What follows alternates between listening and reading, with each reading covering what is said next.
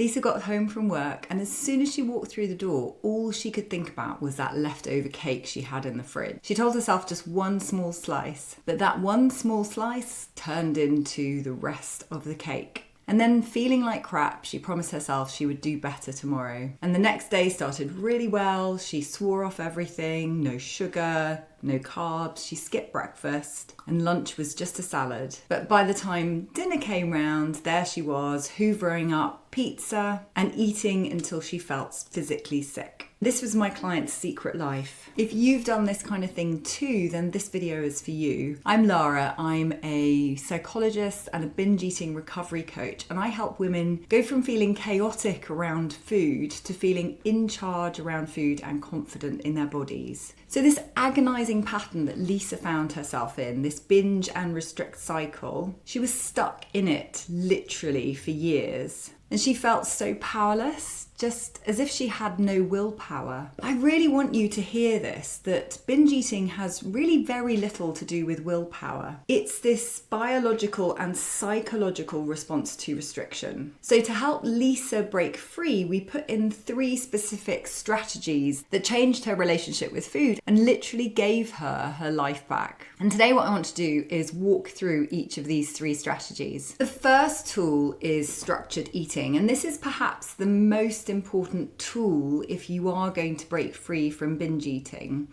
So essentially what you're doing is you're putting in a regular, predictable eating structure. And I know it might sound a little bit rigid, but if you have been in that kind of chaotic, out of control type of eating, then you are probably someone who also skips meals or regularly undereat, and that's a major trigger for binging later on. My client was a classic example of this. She would restrict all day, maybe skip breakfast. She would definitely have a very light lunch, and then what she'd find is this sort of ravenous primal hunger would overtake her in the evening. And when you're in this state, it's not like your body is asking politely for a balanced meal. It's like this relentless monster inside you, and you just can't stop until you've eaten everything in sight. And that urge to binge actually becomes totally overwhelming, and there's nothing you can do to stop it. So by creating this like regular, non-negotiable structure for eating, and really that looked like 3 main meals and 2 snacks, and you're doing that every 3 to 4 hours. So every 3 to 4 hours you are having a meal or a snack. And so the goal is to eat consistently, even if you're not particularly hungry. And yes, it might feel counterintuitive at first, and lots of people ask me, but I want to stop binge eating, I want to eat less. Why are you telling me that I actually need to eat more? But actually what it does, this regular eating, it stabilizes your blood sugar levels, preventing those extreme dips which often trigger binging. But more importantly, you are building trust with your body. So your body is expecting a meal at a particular time.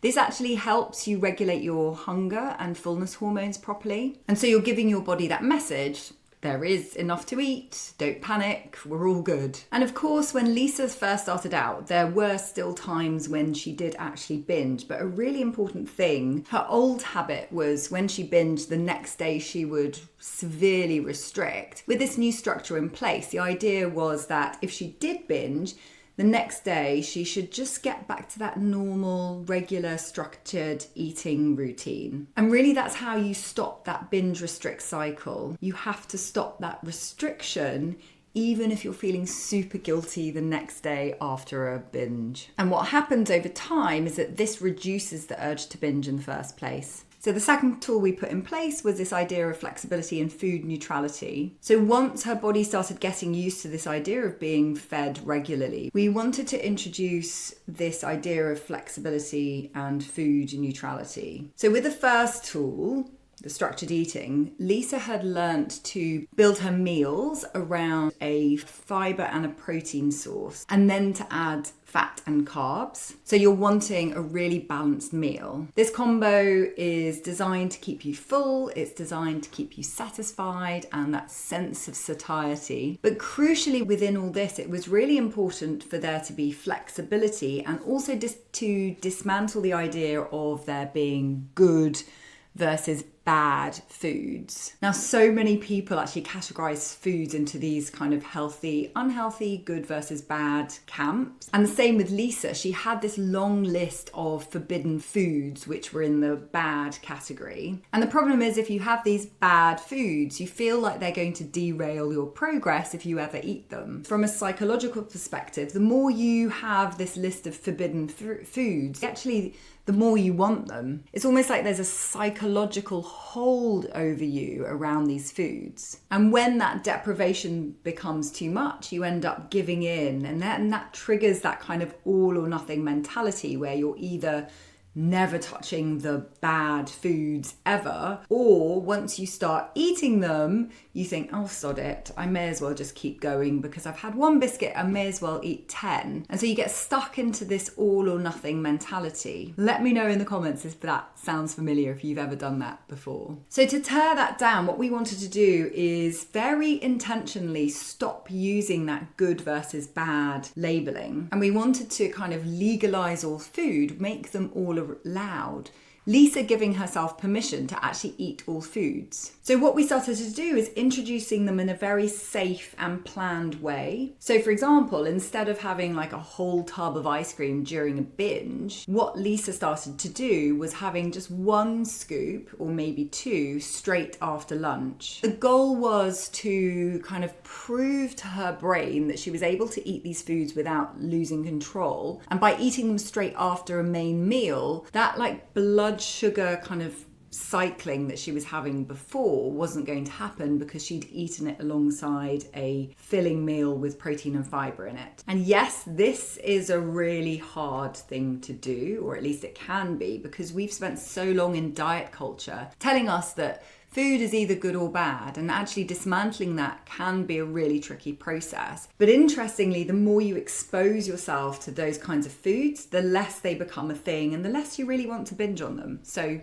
it does work in the long term, even though that process can feel quite hard. Now, if any of this process is hitting home with you and you want to find out a little bit more about having peace and balance with food, I'd love it if you subscribe to this channel. I share regular videos with practical, evidence-based tips to help you heal your relationship with food and your body image. Now for the third tool. So this was about mindful eating and emotion regulation. So the first two tools that we talked about kind of focused on biology, but also the mindset around your relationship with food. But it's really important to also include the emotional side as well. And a lot of people who binge, it's not necessarily because they're physically hungry, it's because they're trying to stuff down, numb, or suppress their emotions. So you might find that you reach for food when you're bored or lonely or anxious or irritated. So this is where our third tool comes in, the combination of mindful eating and building a new set of coping tools. So mindful eating is quite simply the practice of really paying attention when you eat. You'd be surprised at how many times we are totally distracted while we're eating. We're either scrolling on our phones or watching TV or really not taking notice of the eating experience. But actually what happens is we become very disconnected from our hunger and fullness cues. Just like Lisa, she would eat so fast that she would barely even notice what she was eating and then kind of really miss those cues of fullness. So what we started doing is getting her to eat one meal or one snack every day with zero distractions. So put the phone down, switch off the TV, and really mindfully pay attention to what it was she was eating. So this was about, thinking about the smell, really considering the taste, chewing well. You'd be really surprised at how few chews a lot of people take. So like really slowing down that eating experience. And also tuning into how she felt at the beginning, the middle and the end.